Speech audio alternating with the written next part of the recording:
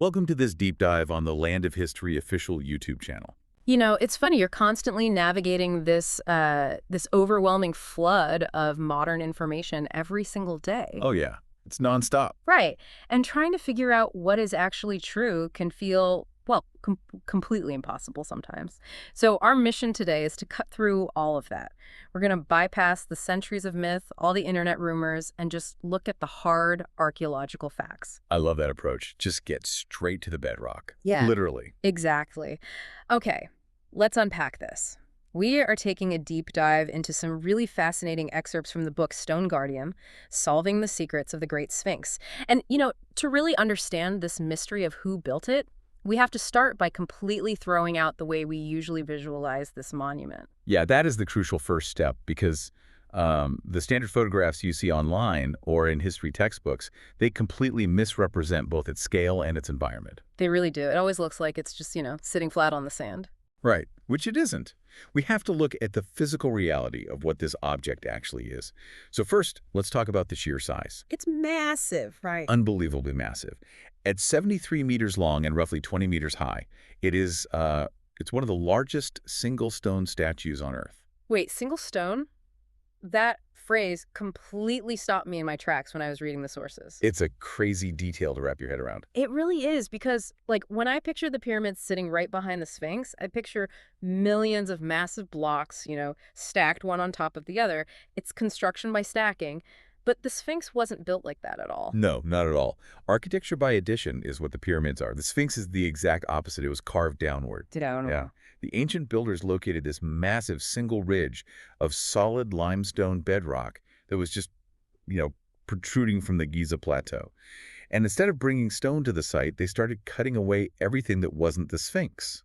Wow. So it's like sculpting a figure out of a solid, massive block of clay that happens to be embedded in the floor of your studio. That's a perfect way to describe it. You're just digging down into the earth to reveal the shape. And of course, the shape they revealed is a reclining lion with a human head wearing that traditional striped cloth crown you see on pharaohs, the Nemes headdress. Exactly. And it is perfectly positioned, facing due east, looking directly at the rising sun. But, okay, since they dug down into the earth to reveal it, that means the Sphinx isn't sitting on top of a flat, sandy plain. Right. It's sitting at the bottom of a massive carved pit. And I am trying to picture the logistics of that. I mean, if you dig a massive pit down into the solid bedrock of the Sahara Desert, aren't you essentially just building a giant bowl? Basically, yes. Where does the runoff go? Doesn't a pit in the desert inevitably just act as a trap for blowing sand? Oh, it acts exactly like a trap for sand, which actually becomes a major defining feature of its entire history. It just fills up. Fills right up. But, what's fascinating here is that understanding this physical context, the fact that it is permanently tethered to the bedrock of Giza, trapped inside this limestone enclosure, that's the only way we can even begin to guess who commissioned it. Because you can't move it. Exactly. The Sphinx cannot be moved. It is literally part of the local geography. Right. So if there's no carved name anywhere saying, hey, I built this, we have to rely entirely on the neighborhood it was built in. Circumstantial evidence, yeah. So who is the leading candidate? Well, the mainstream theory, which is accepted by the overwhelming majority of Egyptologists today, points to Pharaoh Khafre. Khafre, okay. Yeah, he ruled during what is called the Fourth Dynasty. So just to put a hard date on that, we are talking roughly 2558 to 2532 BCE. So about 4,500 years ago. Yes, which places its creation in the exact same era as the Great Pyramid, which, was built by Khafre's father, Khufu. Oh, right. Keeping it in the family. Exactly. And the circumstantial evidence pointing to Khafre is incredibly strong. I mean, the Sphinx sits directly beside Khafre's pyramid. Right. They're neighbors. It's connected by a physical causeway to his valley temple. Archaeologists even found a badly damaged statue of Khafre buried nearby.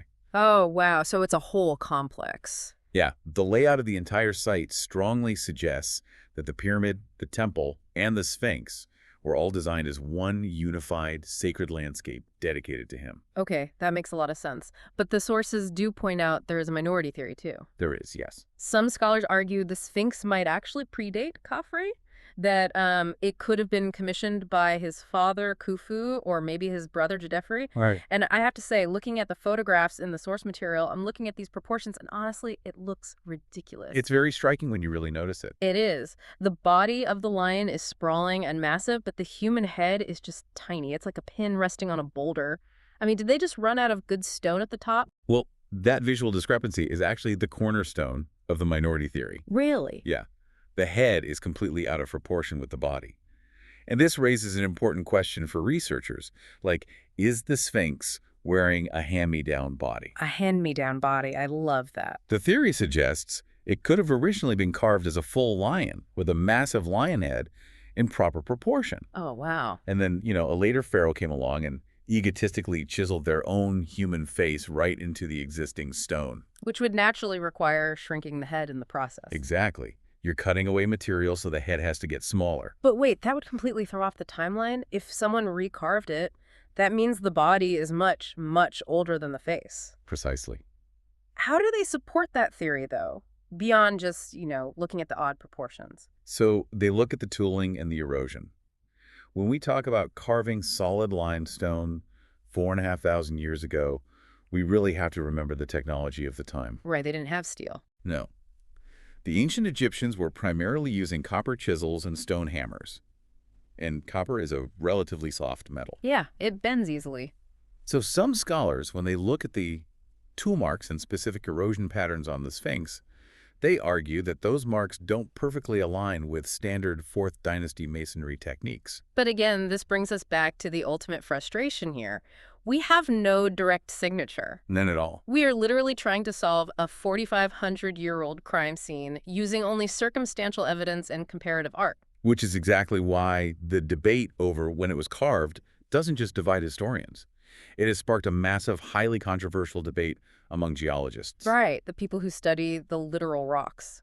And this takes us right back to that sand bowl we talked about earlier, the pit surrounding the Sphinx. Yes.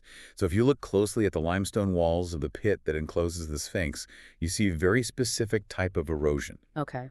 The walls are marked by these deep, rolling, vertical grooves in the rock. And I read that in the 1990s, a geologist named Robert Schuck looked at those vertical grooves and made a massive claim. He really threw a wrench into things. He argued that this is water weathering, like specifically the kind of erosion that only comes from heavy, sustained rainfall over a very long period of time. Right. Which creates a giant problem for the conventional Kafur timeline. Because of the desert. Exactly. Yeah. Egypt's climate has been arid desert for the entire span of its dynastic history. Right. So for that kind of heavy, rain-driven erosion to have occurred, Schalk argued that the Sphinx enclosure would have to date back to a significantly wetter climate period. Like how far back? We are talking before 5000 BCE. That is wild. That completely rewrites the timeline of ancient Egyptian civilization. Guys. I mean, it pushes human history back thousands of years before the pharaohs even existed. And it is a genuinely exciting idea, which is why it gets so much attention online and in documentaries. But as our sources note, it is also an idea that the overwhelming majority of Egyptologists and geologists firmly reject. So what does this all mean? How do the mainstream scientists explain those deep vertical grooves if it wasn't, ancient monsoons? Well, they point to the mechanics of desert erosion on softer limestone. The mainstream counter-argument highlights that you can find similar weathering patterns on other confirmed Old Kingdom structures nearby. Oh, so it's not just the Sphinx. Right. Buildings we know for a fact were built around 4,500 years ago have the same marks. Geologists explain that those vertical grooves don't require heavy rainfall at all. They are caused by cyclical humidity and salt weathering. Okay, wait. How does humidity carve deep grooves into solid rock? That sounds counterintuitive. It's fascinating. It happens from the inside out. Inside out. Yeah. The limestone at Giza naturally contains salt. So when desert humidity rises, or when there are occasional flash floods, moisture penetrates the porous rock. Okay. That moisture brings the salt toward the surface. And when the rock dries in the intense desert sun, those salt crystals expand. As they expand, they literally pop the outer layer of the limestone off. It just flakes away over millennia. That makes total sense. And then you combine that internal flaking with thousands of years of wind-blown sand constantly scouring the surface. The softer layers of the rock erode much faster than the harder layers, which creates those vertical rolling channels. It's just so fascinating that two completely different groups of scientists can look at the exact same physical wall of rock and deduce two entirely different timelines. It really is. It really forces you to think about how scientific consensus is built. Like the water erosion theory is a published scientific argument, not just internet speculation, Right. but it requires ignoring a mountain of surrounding archaeological context. The temples, the statues, the causeways, all the stuff that firmly anchors the site to the Fourth Dynasty. Right. It forces scientists to rigorously test their assumptions, which is always valuable. But the mainstream view ultimately synthesizes both the geology of how softer limestone reacts to salt expansion and the surrounding archaeology. Here's where it gets really interesting, though, because while highly credentialed geologists are debating the ancient erosion of the Sphinx's body, the most famous damage to the Sphinx is much, much more recent. Oh, I know where you're going with it. I am talking about the face, or, more specifically, the missing nose. Ah, yes. The story everyone thinks they know. Exactly. If you ask almost anyone on the street what happened to the Sphinx's nose, they will confidently tell you the exact same story. Napoleon. Yep. Napoleon soldiers shot it off with a cannon during the French campaign in Egypt in 1798. It is literally one of the most widely repeated historical facts in the world. And yet, the sources give us a piece of hard evidence that instantly disproves it. Boom! Myth busted. Oh, It's a sketch made by a Danish explorer named Frederick Louis Norden. right. He visited Giza and drew a highly detailed picture of the Sphinx in 1755. 1755. Which is more than 40 years before Napoleon ever set foot in Egypt. And in Norden's sketch, the nose is already entirely gone. Completely missing. So Napoleon is completely innocent here. He really is. So if it wasn't a French cannonball, who actually vandalized it? Well, according to a 15th century Arab historian named al-Makrizi, the real culprit was a Sufi preacher named Muhammad Saim al-Dar. Okay. And this happened way back in the year 1378. Wow. The historian writes that local peasants were making offerings to the Sphinx, hoping the monument would bless them with a better agricultural harvest. Right. Treating it like a deity. Exactly. And this preacher was apparently so outraged by what he saw as idol worship that he took it upon himself to physically destroy the nose. Which is a massive undertaking in itself. Yeah. And according to the historical account, the local authorities did not take kindly to that at all. No, they did not. He was later executed for the vandalism. It just marvels me how a catchy, dramatic story about an emperor and a cannonball goes viral, basically, and completely outruns the actual historical record. People love a good cinematic story. They just kept repeating the Napoleon myth because it sounded fun. But, Yeah. think about the reality of that true story from 1378. Put yourself in the shoes of a 14th century farmer. You are walking through the desert, and you see this colossal stone face rising out of the sand. You don't know what a pharaoh is. Right. You don't know who Khafre is. You just know this thing looks like a god, and you feel compelled to leave an offering. That detail is profoundly important, actually, because it shows the enduring mythical power of the Sphinx. Even thousands of years after it was carved, long after the original builders were completely forgotten, people still felt a sense of divine power radiating from it. It just commanded respect. But the irony is, it wasn't just 14th century peasants who viewed the Sphinx as an ancient magical relic. Even the ancient Egyptians themselves eventually forgot who built it. Which brings us to one of the most incredible historical records we have, the dream stele. Yes, the dream stele. Going back to the idea of the Sphinx sitting in a pit acting like a sand bowl, because of that geography for most of its existence, the Sphinx wasn't a towering monument at all. It was buried. Completely covered. The sand crept up, filling the pit, burying the lion's body entirely, leaving only that massive human head sticking out above the dunes. Right. And then in 1401 BCE, during what is known as the New Kingdom, an Egyptian prince named Thutmose was out hunting. Okay. He stops to rest in the shadow of the Sphinx's head, and he falls asleep. And according to the story he later told, the Sphinx speaks to him in a dream. Which is so dramatic. Right. The Sphinx tells the prince, if you clear away the sand that is suffocating my body, I will make you pharaoh. The incredibly powerful promise for a young prince to receive. And it worked. He clears the sand, he becomes Pharaoh Thutmose IV.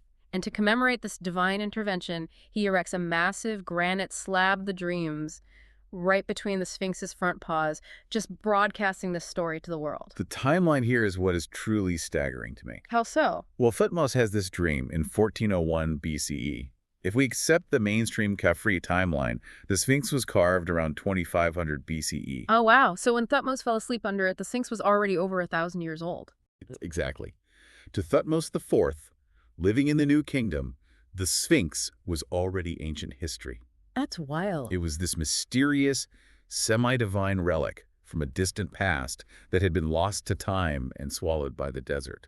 It really makes you think about how we compress time in our heads. Like, to the ancient Egyptians, there were still monuments that belonged to quote-unquote ancient history. Yes. But looking at the dream still, I have to admit, it feels like an incredibly clever piece of royal propaganda. Oh, undoubtedly. It's like a modern politician claiming they were walking through the woods, stumbled upon King Arthur's sword in a stone, and the sword told them they should be president. Right, right. It's just a brilliant way to legitimize your rule. You put up this billboard saying, the gods want me in charge, and I have the giant stone monument to prove it. Exactly.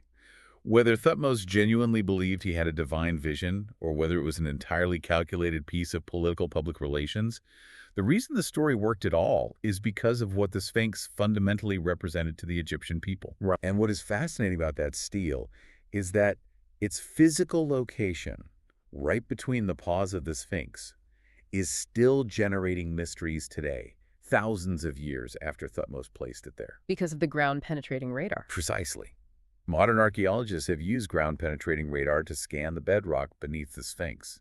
And for anyone who isn't familiar with the tech, ground-penetrating radar basically sends electromagnetic pulses down into the earth and measures how long it takes for the signal to bounce back. Right. So if the pulse hits solid rock, it bounces back quickly. If it hits an empty space, like a void or a cavern, the signal takes longer to return, which creates an anomaly on the scan. And when researchers scanned the area directly beneath the paws of the Sphinx, right around where the dream stele sits, the radar picked up significant anomalies. Really? Yes. The data suggests there are artificial voids or hidden chambers located beneath the monument that have never been excavated or confirmed. Hidden chambers beneath the Sphinx. I mean, it sounds like something straight out of an adventure movie, but it's hard scientific data from a radar scan. It is. So what do we think is actually down there? We simply do not know. Because of the fragile nature of the monument, excavation in that specific area is strictly controlled and currently halted. That's so frustrating. I know. It could be a natural fissure in the limestone that the ancient builders covered up, or it could be an entirely unknown subterranean structure. The monument is 4,500 years old, and it is still generating new questions. Which really brings us to the ultimate question of this deep dive. Beyond the hidden chambers, beyond the weathering and the missing nose, what was its ultimate purpose? Like, why did they go through all of this immense effort in the first place? Well, if we connect this to the bigger picture, to understand the purpose, we have to look at its orientation and its form. Okay. As we established, it faces due east, watching the sunrise. In ancient Egyptian religion, the lion is deeply associated with solar guardianship. It is a symbol of immense royal and divine power. And then you put a human king's face on that lion's body. Right. You are fusing human kingship with divine protection. The Sphinx was not designed as just a piece of art or a decorative curiosity. It was a threshold figure. A threshold figure. Yes. The Giza Plateau was a necropolis, a sprawling, sacred city of the dead. The Sphinx was designed to physically embody eternal vigilance, standing guard over that necropolis. Wow. It sat directly on the boundary between the world of the living and the sacred silent tombs of the god-kings behind it. It is a physical manifestation of their most deeply held beliefs about life, death, and eternal protection. It is the ultimate security guard for eternity. Precisely. But despite everything we've unpacked today, the geography, the timelines, the theories, the myths, the incredible journey of this deep dive brings us right back to where we started. It does. The Sphinx still guards its secrets. We still have no confirmed builder written in stone. We have the lingering mystery of the facial proportions, the ongoing debates about erosion, and those radar anomalies hinting at chambers that remain untouched. The ancient builders wanted this structure to endure forever, and they clearly succeeded. But they left us a puzzle instead of a manual. And, perhaps that silence is more powerful than any inscription could have been. It really is. It makes you wonder about the legacy of our own era. I want to leave you with a final thought to mull over today. Okay. Think about the massive structures we are building in the modern world right now. Think about a massive concrete sports stadium or a sprawling theme park. Sure. Imagine if our civilization were buried under the sand for 4,000 years and future archaeologists dug up one of those stadiums. If not a single written user manual survived to explain what baseball or football was, what kind of wild, sacred, or bizarre purpose do you think they would assign to our monuments? Oh, they might assume the stadium was a massive open-air temple where we worshipped a very strange set of gods on a green grid. Exactly. It really puts it in perspective. Thank you so much for joining us on this deep dive into the secrets of the Great Sphinx. The history we think we know is always worth a second look. Let us know your thoughts on those hidden chambers and tell us which historical mystery we should investigate next. Until then, keep asking questions.